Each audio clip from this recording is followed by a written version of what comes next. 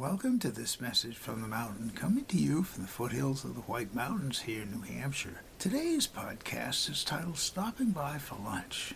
Well, animals sometimes live on different eating schedules than we do, particularly the deer who are out at night. And the other day, while it was still snow on the ground, I stopped by the center, and there were hoof prints that were leading right up to the black, and you could see a few berries and so forth on the ground where a deer had stopped by for lunch. Now, we know that we don't necessarily put out the eating sign, but probably the hostas at leaves are going to be in trouble this year, as deer particularly love to munch on them. So we'll see. I'm thinking back of my own history in my family and how Mother always had people that would be popping in with the telephone company, and she'd insist on feeding them lunch. We live in a different world, so I guess we kind of look at the fact that the animals are showing up for different bites. As long as they're good and healthy and don't try to climb up the walls after the bird feeders, it's great. But life is like that. We have